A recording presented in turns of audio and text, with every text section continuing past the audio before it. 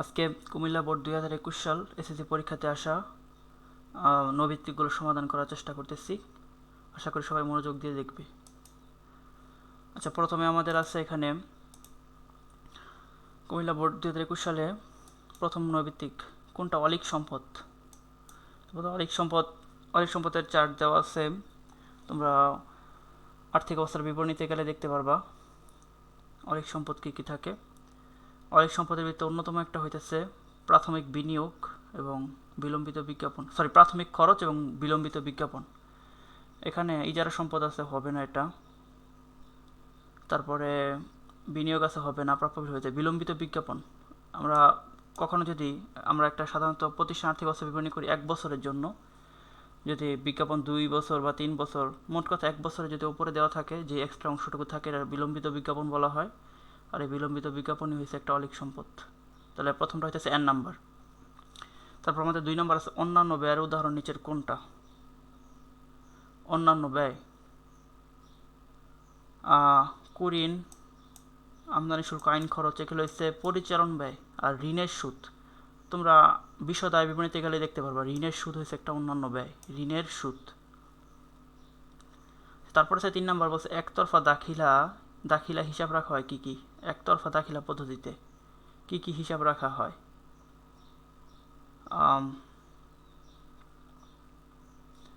একতরফা দাখিলা পদ্ধতিতে মূলত হিসাব রাখা হয় সম্পদ এবং দায়ের।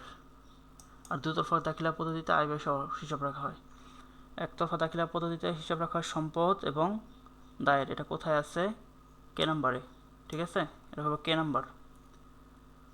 তারপর 4 নাম্বার বলা হয়েছে নিচের কোনটি রেওয়া মিলের ডেবিট দিকে বসবে। আচ্ছা দেখি, মূলধন মালিকানা সত্ত্বের আছে ক্রেডিট দিকে বসে। তারপরে অনুপার্জিত আয়, আমি উপার্জন ছাড়া আয় করে ফেলছি, এটা আমার জন্য একটা দায়, দায় ক্রেডিট পাশে বসে। প্রদেয় বিল, কোনো কিছুর আগে প্রদেয় লেখা থাকলে এটা একটা দায়, দায় ক্রেডিট পাশে বসে। সুনাম একটা সম্পদ, এটা হচ্ছে ডেবিট দিকে বসে, তাহলে এইটা হইব, তাহলে হইতেছে N নাম্বার 4-এর। তারপরে 5 নাম্বার বলা হয়েছে বিডি দ্বারা কি বুঝে। বিডি মানে বিডি দ্বারা কি বোঝায়। বিডি পূর্ণরূপ হয়েছে ব্রড ডাউন। বিডি দ্বারা বোঝা হইতেছে উপর থেকে আনিত। ব্যালেন্স বিডি আমরা লিখি না, উপর থেকে আনিত। এটা তোমরা ওই পূর্ণরূপগুলো যে দেওয়া আছে, ব্যালেন্স বিডি, ব্যালেন্স সিডি, এগুলো দেখতে পারবা। ওইখানে দেখলে বুঝতে পারবা যে বিডি অর্থ দেওয়া আছে কি উপর থেকে আনিত। এগুলো হচ্ছে মুখস্থের বিষয়। বিডি দ্বারা বোঝায় কি উপর থেকে আনিত। তারপর 6 নম্বর বলেছে বিভিন্ন আয়ের জন্য কোন প্রমাণপত্রটি ব্যবহৃত হয়। আয়ের জন্য আমরা কোন প্রমাণপত্রটি ব্যবহার করি। আমরা জানি আয় কিন্তু আয় দায় মালিক সাথে এগুলো কিন্তু ক্রেডিট, ঠিক আছে। এবং আমরা কোনো কিছু প্রমাণপত্রের জন্য ভাউচার ব্যবহার করি। তাহলে এখানে যেহেতু আয় বলা হয়েছে, আয় হচ্ছে ক্রেডিট, আর প্রমাণপত্রের জন্য ভাউচার ব্যবহার করছে, এটা হইতেছে ক্রেডিট ভাউচার আয়ের জন্য। আর যদি বিভিন্ন ব্যয় এবং হইতো তাহলে ওইটার জন্য হইতো ডেবিট ভাউচার। তারপরে 7 নম্বর বলা হয়েছে বিশদ আয় বিবরণীতে দ্বিতীয় ধাপে কোনটা নির্ণয় করা হয়। বিশদ আয় বিবরণীতে তোমাদের বিশদ আয় বিবরণী চারটা একটু দেখা নিবা আর্থিক অবস্থা বিবরণী অধ্যায়ে গিয়ে। বিশদ আয় বিবরণীতে আমরা সর্বপ্রথম বাহির করতে হয় মোট মুনাফা বা ক্ষতি। তারপর আমাদের বাহির করতে হয় পরিচালন মুনাফা বা ক্ষতি, আর সর্বশেষে বাহির করতে হয় আমাদের নিট মুনাফা বা ক্ষতি। তাহলে আমাদের এখানে পরিচালন মুনাফা বা ক্ষতি, এটা L নাম্বার। তারপরে 8 নাম্বার আছে নিচের কোনটি দ্বারা রেওয়া মিল বোঝায়। কোনটা দ্বারা রেওয়া মিল বোঝায়। কি কি দেওয়া আছে? খতিয়ানের উদ্ধৃতের তালিকা, লেনদেনের তালিকা, সম্পদ দায়ের তালিকা, আয় ও ব্যয়ের তালিকা। এখানে হইব রেওয়া মিল বোঝায় মূলত খতিয়ানের উদ্ধৃতের তালিকা। আমরা খতিয়ান করতে গেলে বিপরীত দাখিলাগুলো করি না, রেওয়া মিলের মতো। তারপর 9 নম্বর বলেছে মিস্টার নাসিমের ব্যবসায় প্রারম্ভিক মূলধন হয়েছে 26,000 টাকা এবং সমাপনী মূলধন হয়েছে 48,000 টাকা এবং উত্তোলন 6,000 টাকা। তার ব্যবসায় লাভ বা ক্ষতি কি? লাভ বা ক্ষতি সূত্র কি? সমাপনী মূলধনের সাথে যোগ করতে হয় কি উত্তোলন। সমাপনী মূলধনের সাথে উত্তোলন যোগ করলে কত আসে? এবং বাদ দিতে হয় প্রারম্ভিক মূলধন যোগ অতিরিক্ত মূলধন। লাভ বা ক্ষতির সূত্র হয়ে যাচ্ছে কি সমাপনী মূলধন, এটার সাথে যোগ করতে হবে উত্তোলন 48 আর 6 54, আর বাদ দিতে হবে প্রারম্ভিক মূলধন যোগ অতিরিক্ত মূলধন, যেহেতু অতিরিক্ত মূলধনে তাহলে প্রারম্ভিক মূলধনটাই আসতেছে। তাহলে এখানে 54 থেকে 48 আর 6 হচ্ছে 54, 54 থেকে 26,000 টাকা আমরা বাদ দিই। এখানে সমাপনী মূলধন আছে কত? সমাপনী মূলধন আছে 48,000 টাকা, আর এখানে উত্তোলন করছে কত টাকা, যোগ করি আমরা 6,000 টাকা, তাহলে হচ্ছে 54,000 টাকা। আর বাদ হচ্ছে প্রারম্ভিক মূলধন যোগ অতিরিক্ত, যেহেতু অতিরিক্ত মূলধন হয় তাহলে আমরা শুধু প্রারম্ভিক মূলধনটা বাদ দিই। প্রারম্ভিক মূলধন আছে কত টাকা? এখানে প্রারম্ভিক মূলধন আছে 26,000 টাকা, তাহলে আমরা এখানে মাইনাস 26,000 26, তাহলে আসতেছে 28,000 টাকা 28, তাহলে এখানে আমাদের 28,000 টাকা লাভ থাকতেছে। তাহলে 28,000 টাকা কোথায় আছে? 28,000 টাকা লাভ এম নাম্বারে আছে। তারপরে 10 নম্বর পাশে জাবেদা থেকে লেনদেনগুলোকে স্থানান্তর করে স্থায়ীভাবে কোথায় লেখা হয়? স্থায়ীভাবে কোথায় লেখা হয় আমরা জানি, কিন্তু হিসাবের পাকা বই বা স্থায়ী বই কাকে বলা হয় সবাই আমরা এটা জানি, বলা হয় খতিয়ানকে। ঠিক আছে, স্থায়ীভাবে খতিয়ানে লেখা হয়। ঠিক আছে, তারপরে বলা হয়েছে 11 নম্বরে মালিকানা সত্ত্বাকে প্রভাবিত করার উপাদান নিচের কোনটা? মালিকানা সত্ত্বের মূলত উপাদান হয়েছে 4টা। কী কী মালিকানা সত্ত্বের উপাদান হচ্ছে 4টা। একটা হইতেছে সি, তারপরে আসতেছে সূত্র অনুযায়ী আমাদের আসতেছে কি সি প্লাস আর, তারপর আসতেছে মাইনাস ই এক্স, তারপর আসতেছে মাইনাস ডি। মানে হইতেছে এই 4টা উপাদান।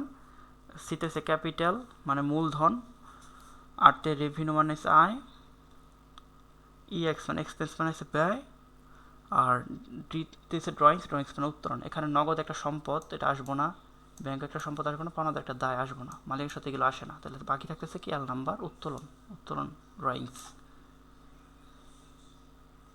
তারপর 12 নম্বর বলা হয়েছে হিসাব চক্রের চতুর্থ ধাপ কোনটা? হিসাব চক্রের চতুর্থ ধাপ কোনটা?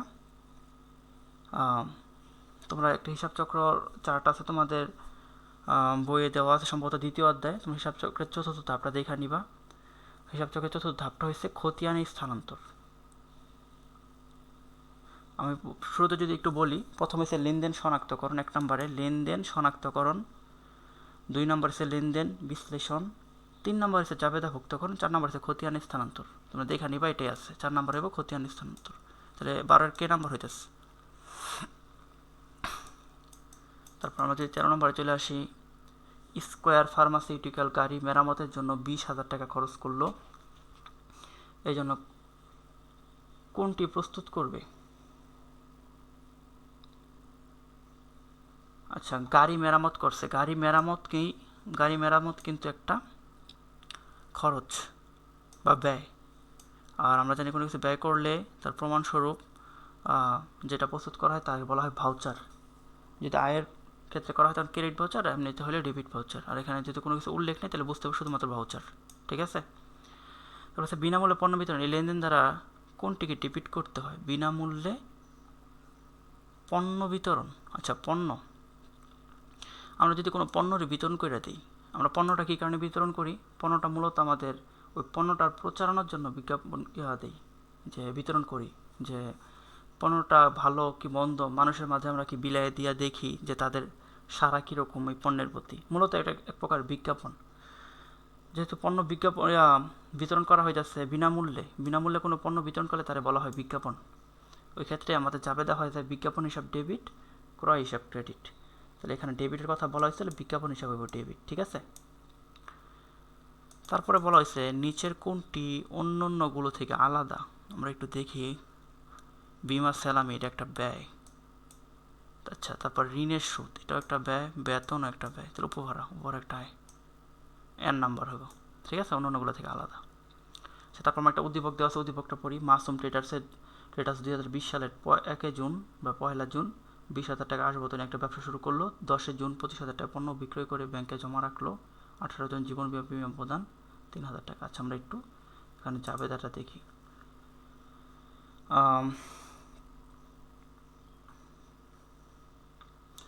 তাহলে এখানে বলা হয়েছে 16 নম্বরে কি 1 জুন বা 1 জুন তারিখে লেনদেনের সঠিক চাবিটা কোনটা? এই যে 1 জুন তারিখে কী করছে, 20,000 টাকার আসবাবপত্র নিয়ে একটা ব্যবসা শুরু করছে, আসবাবপত্র নিয়ে একটা ব্যবসা শুরু করছে। মালিক যদি এই ব্যবসার ক্ষেত্রে কোনো কিছু নিয়ে আসে সেটা মূলধন হিসেবে আসে। আর যদি ব্যবসার ক্ষেত্রে আসবাবপত্র নিয়ে শুরু করছে, ব্যবসার ক্ষেত্রে আসবাবপত্রটা বৃদ্ধি পেয়েছে, এখানে হইতেছে কি আসবাবপত্র হিসাব ডেবিট এবং মূলধন হিসাব ক্রেডিট। তাহলে এখানে আসবাবপত্র হিসাব ডেবিট, মূলধন হিসাব ক্রেডিট কোনটা আছে? প্রথমটাতেই আছে, আসবাবপত্র হিসাব ডেবিট, মূলধন হিসাব ক্রেডিট। তাহলে এই হবো কে নাম্বার। ঠিক আছে, আবার বলতেছি মালিক কোনো কিছু ব্যবসা নিয়ে শুরু করলে সেটা মূলধন বলা হয়। আর যেহেতু আসবাবপত্র নিয়ে শুরু করছে, আসবাবপত্র একটা সম্পদ, সম্পদটা বৃদ্ধি পেয়েছে, আসবাবপত্র হিসাব ডেবিট আর মূলধন হিসাব ক্রেডিট। আচ্ছা, তারপরে বলা হয়েছে মাসুম ট্রেডার্সের সমাপনী মালিকানা স্বত্বের পরিমাণ কত? সমাপনী মালিকানা স্বত্বের পরিমাণ কত? আচ্ছা, আমরা একটু বাহির করি। আচ্ছা, সমাপনী মালিকানা স্বত্বের পরিমাণ কত? আচ্ছা, সে তো শুরুতে 20,000 টাকার আসবাবপত্র নিয়ে ব্যবসা শুরু করছে এবং পরবর্তীতে আরও 25,000 টাকার পণ্য বিক্রয় করছে। তাহলে তার প্রথমে 20,000 টাকা মূলধন হিসেবে আসছে এবং পরবর্তীতে 25,000 টাকা বিক্রয় করে আরও মালিকানা স্বত্ব বাড়ছে। যেহেতু আয় হলে মালিকানা স্বত্ব বৃদ্ধি পায়, তাহলে 20,000 এবং 25,000 হচ্ছে 45,000 টাকা। এবং পরবর্তীতে সে বিমা প্রিমিয়াম প্রদান করছে, মানে একটা ব্যয় হয়ে গেছে, এটা বাদ দিয়ে দিতে হবে। আর মালিকানা স্বত্ব উপাদান অনুযায়ী যদি করতে চাই, যে আমাদের সি প্লাস আর minus C X minus D, আমাদের মালিকানার স্বত্ব প্রথমে মূলধন আনছে, মূলধন বাড়ছে, মালিকানার স্বত্ব বাড়াইছে এবং পরবর্তীতে বিক্রয় করছে, আয় হয়েছে, আয় হলো আমাদের রেভিনিউ, এই ক্ষেত্রে আমাদের মালিকানার স্বত্ব বাড়ে এবং উত্তোলন এবং ব্যয় হলে মালিকানার স্বত্ব কমে। তো সেই ক্ষেত্রে আমাদের এখানে প্রথমে মালিক মূলধন নিয়ে আসছে 20,000 এবং পরবর্তীতে 25,000 টাকা বিক্রয় করছে, তার 45,000 এবং পরবর্তীতে বিমা প্রিমিয়াম প্রদান করছে 3,000 টাকা, বাদ দিয়ে দিব, তো থাকতেছে 42,000 টাকা। 42,000 কোথায় আছে? এই যে এল নাম্বার, 42,000 টাকা। তারপরে আসি আমরা 18 নম্বরে। 18 নম্বর বলা হয়েছে লেনদেনের সর্বপ্রথম কোথায় লিপিবদ্ধ করা হয়? আমরা সবাই জানি লেনদেনের প্রাথমিক বই বা কি বলা হয়, শুরুর বই যেটা বলি আমরা, এটা বলা হয় জাবেদাকে, এটা জাবেদা হইব নির্দ্বিধায়। তারপরে 19 নম্বর বলেছে দুতরফা দাখিলা পদ্ধতিতে হিসাব রাখার সুবিধা কি? দুতরফা দাখিলা পদ্ধতিতে হিসাব রাখার সুবিধা কি? প্রতিনিয়ত মুনাফা বা ক্ষতি নির্ণয়, নির্দিষ্ট সময় পর মুনাফা ক্ষতি, নির্দিষ্ট সময় পর মুনাফা ক্ষতি নির্ণয়, এটা হইব, প্রথমটা হইব না। তাইলে আর্থিক অবস্থা নির্ণয়, হ্যাঁ অবশ্যই এই দুইটা আসবো। দুতরফা দাখিলা পদ্ধতিতে হিসাব রাখার সুবিধা হয়েছে নির্দিষ্ট সময় পর মুনাফা বা ক্ষতি নির্ণয় করা যায়, আর্থিক অবস্থা নির্ণয়। এই 2-3 কোথায় আছে? 2-3, এই যে এম নাম্বার। 20 নম্বর আছে প্রতিষ্ঠানের ব্যবস্থাপনায় দক্ষতা ও সার্বিক অবস্থা মূল্যায়নের অন্যতম ভিত্তি কোনটি? অন্যতম ভিত্তি কোনটা? আর্থিক অবস্থার বিবরণী বা আর্থিক বিবরণী, অন্যতম ভিত্তি আর্থিক বিবরণী। আচ্ছা সরি, তারপরে আসতেছে উদ্দীপক, একটা দেওয়া আছে, উদ্দীপকটা পড়ি। উদ্দীপক থেকে 21 এবং 22 নম্বর অ্যান্সার করতে হবে। জনাব আয়ান 2020 সালের 1 জানুয়ারি নগদ 40,000 টাকা, ব্যাংক থেকে ঋণ নিচ্ছে 50,000 টাকা এবং পণ্য তো এত টাকা নেবে। জনাব আয়ানের প্রারম্ভিক মূলধনের পরিমাণ কত? আচ্ছা, প্রারম্ভিক মূলধনের সূত্র আমরা কি জানি? প্রারম্ভিক মূলধনের সূত্র হচ্ছে প্রারম্ভিক মোট সম্পদ মাইনাস প্রারম্ভিক মোট দায়। তাহলে এখানে প্রারম্ভিক সম্পদগুলো কী কী আছে আমরা একটু দেখি।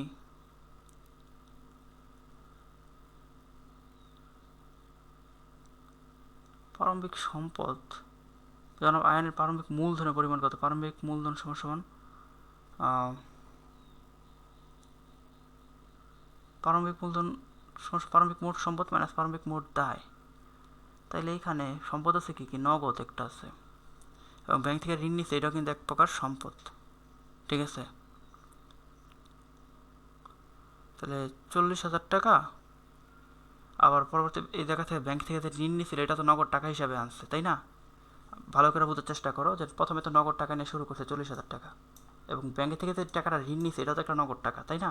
তাহলে এটা নগদের সাথে যোগ হয়ে যাবে, তাহলে 40 আর 50 হইতেছে কত? 90,000 টাকা। কিন্তু আবার দায়ের ক্ষেত্রেও ব্যাংক ঋণ কিন্তু একটা দায়, তাহলে 40,000 থেকে আবার 50,000 টাকা বাদ হয়ে যাবে, তাহলে থাকবো কত? তাহলে আমরা একটু যোগটা করি। প্রথমে 40,000 টাকা আনছে, এখানে 40,000 টাকা, প্রথমে সেই 40,000 টাকা ব্যবসার জন্য আনছে নগদ, তারপরে ব্যাংকের থেকে ঋণ নিয়ে শুরু, ব্যাংক থেকে যে ঋণ নিচ্ছে এটা কিন্তু নগদ টাকায় নিচ্ছে, তাহলে এটা একটা সম্পদ 50,000 টাকা। তো তাহলে হইতেছে কত এখানে 90,000 টাকা, কিন্তু ব্যাংক থেকে যে ঋণ নিচ্ছে এটা কিন্তু আবার একটা দায়, তাহলে সম্পদ থেকে আবার পারমাণবিক মোট সম্পদ থেকে পারমাণবিক মোট দায় কিন্তু বাদ হয়ে যায়, তাহলে দায় আবার বাদ দিয়ে দিই আমরা কত টাকা 50,000 টাকা, তাহলে থাকতেছে কত, থাকতেছে 40,000 টাকা। তাহলে এখানে আমাদের আছে 40,000 কোথায়, এই 13 নম্বর, ঠিক আছে। তারপরে আমাদের বলা হয়েছে 22 নম্বরে উপযুক্ত 50,000 টাকার লেনদেনটির ফলে কোনটা বৃদ্ধি পাবে, 50,000 টাকার লেনদেনটার ফলে কোনটা বৃদ্ধি পাবে। ব্যাংক থেকে ঋণ নিছে 50,000 টাকা, ব্যাংক থেকে ঋণ নিলে আমাদের যাবে দেখি, হ্যাঁ ব্যাংক থেকে যে ঋণটা নিছে কার জন্য নিচ্ছে মূলত, ব্যাংক থেকে ঋণ নিলে, ব্যাংক থেকে যে ঋণটা নিছে এক্ষেত্রে আমাদের মূলত একটা দায় সৃষ্টি হয়েছে। আর দায় নিলে কি আমাদের ব্যাংক থেকে ঋণ কিন্তু আমরা সবসময় নিই না, এটা একটা দীর্ঘমেয়াদী দায়, আর দায়টা বৃদ্ধি পাইছে, ঠিক আছে। 50,000 নেওয়ার ফলে আমাদের দায় বৃদ্ধি পাইব, বুঝতে পারছো। ব্যাংক ঋণ কিন্তু একটা দায়, ব্যাংক ঋণ একটা দায়, এই ব্যাংক থেকে ঋণ নিলে কি হয় আমাদের দায় বৃদ্ধি পায়, এতে বৃদ্ধির কথা উল্লেখ আছে। আর ব্যাংক থেকে ঋণ আমরা সবসময় নিই না, এটা কি একটা দীর্ঘমেয়াদী দায়, ঠিক আছে, চলতি দায় না। তারপরে 23 নম্বর বলছে হিসাবের গাণিতিক ভুল সহজে ধরা পড়ে নিচের কোনটিতে। আমরা হিসাবের গাণিতিক শুদ্ধতা যাচাই করি মূলত রেওয়া মিলে, সোজা হিসাব রেওয়া মিলে হইব, গাণিতিক ভুল ধরা পড়ে রেওয়া মিলে। তো 24 নম্বর বলা হয়েছে ক্রেডিট নোট কে প্রেরণ করেন, ক্রেডিট নোট, ক্রেডিট নোট কে প্রেরণ করেন, ক্রেডিট নোট প্রেরণ করেন মূলত বিক্রেতা, একদম মুখস্থ রাখতে হবে, ডেবিট নোট হচ্ছে ক্রেতা, ক্রেডিট নোট প্রেরণ করেন এসে বিক্রেতা। 25 নম্বর বলা হয়েছে শিহাবের নিকট থেকে 4500 টাকার পণ্য ক্রয় করে জাবেদের 450 টাকা লেখা হয়েছে, এটা কোন ধরনের ভুল, এটা কোন ধরনের ভুল, এটা হচ্ছে লেখার ভুল, কিসের ভুল, লেখার ভুল, নীতিগত ভুল না, পরিপূরক ভুল না, বাদপড়া ভুল, লেখার ভুল, একদম লিখতেই ভুল করছে। 26 নম্বর বলছে সাধারণ ক্রেডিট জের প্রকাশ করে কোন হিসাব, সাধারণত ক্রেডিট জের প্রকাশ করে কোনটা দ্বারা, আসবত একটা সম্পদের ডেবিট, মনিয়ার একটা ব্যয় ডেবিট, অবচয় একটা ব্যয় ডেবিট, উপভাড়া, উপভাড়া একটা আয় বা ক্রেডিট। তারপরে 27 নম্বর বলা হয়েছে দুতরফা দাখিলা মূলনীতি নিচের কোনটা, 27 নম্বর বলেছে দুতরফা দাখিলার মূলনীতি নিচের কোনটা, দ্বৈত সত্য, দুতরফার কথার মনে হচ্ছে দ্বৈত সত্য। তারপর 28 নম্বর বলা হয়েছে খতিয়ানের চলমান জের ছকের বৈশিষ্ট্য কোনটা, চলমান জের ছকের বৈশিষ্ট্য কোনটি। প্রতিনিয়ত চলমানের কথার মানে কি, যেটা সর্বাবস্থায় থাকে, প্রতিনিয়তই জের পাওয়া যায়, মানে উদ্ধৃত পাওয়া যায়, ব্যালেন্স পাওয়া যায়, আমরা সবসময় উদ্ধৃত পাই, প্রতিনিয়তই পাই। 29 বলা হয়েছে বিক্রয় ফেরত 1000 টাকা লেনদেন দ্বারা হিসাব সমীকরণে কোনটা প্রভাবিত হয়। বিক্রয় ফেরতে যাবে তা কি, বিক্রয় ফেরত হিসাব ডেবিট, তারপরে দেনাদার হিসাব ক্রেডিট, তো বিক্রয় ফেরত হিসাব ডেবিট, দেনাদার হিসাব ক্রেডিট। এখানে আমাদের বিক্রয় ফেরত হওয়ার ফলে আমাদের মালিকানা সত্ত্ব কইমাজা ই হ্রাস পায় এবং আমাদের দেনাদার কইমাজা এও হ্রাস পায়, তাহলে এই যে এটা হবে এল নাম্বার অ্যান্সার, তোমরা কইরা দেখবে এটা। বিক্রয় ফেরত দিলে আমাদের কি হয়, বিক্রয় ফেরত হিসাব ডেবিট, দেনাদার হিসাব ক্রেডিট, বিক্রয় ফেরত, বিক্রয় একটা আয়, আয় মালিকানার সাথে কমতেছে যেহেতু ই হ্রাস, আর দেনাদার একটা সম্পদ, সম্পদ কমতেছে এই হ্রাস। তারপরে 30 নম্বর বলা হয়েছে বিমা প্রিমিয়াম 12,000 টাকা, 3 মাসের বিমা অগ্রিম দেওয়া হয়েছে, অগ্রিম বিমার পরিমাণ কত, বিমা প্রিমিয়াম হয়েছে 12,000 টাকা, 3 মাসের অগ্রিম দেওয়া হয়েছে, তো 12,000 টাকা 12 মাসের লেগে দেওয়া হয়েছে, বুঝে দিতেছে, তো 12,000 টাকা 12 মাসের লেগে দিলে এক মাসে কত করে পড়তেছে, 1,000 টাকা করে পড়তেছে, তাহলে 3 মাসে কত টাকা পড়তেছে, 3 মাসে পড়তেছে তাহলে 3,000 টাকা, একদম ইজি কথা। আবার বলি বিমা প্রিমিয়াম হয়েছে 12,000 টাকা, তাহলে 12,000 টাকা কয় বছরের জন্য, 1 বছর বা 12 মাসের জন্য, তাহলে এক মাসে 1,000 করে পড়তেছে, তাহলে 3 মাসের অগ্রিম দেওয়া হয়েছে, তাহলে 3 মাসে কত আসছে, 3,000 টাকা। আশা করি সবাই আজকে ক্লাসটি বুঝতে পারছো। তারপরে যদি কারো কোনো সমস্যা থাকে চাইলে কমেন্ট করে জানাইতে পারো, এবং তোমাদের যারা পরবর্তী বন্ধুবান্ধব আছে যারা এসএসসি পরীক্ষার্থী তাদের মাঝে শেয়ার করে দিতে পারো। সবাই ভালো থাকবা, আসসালামু আলাইকুম।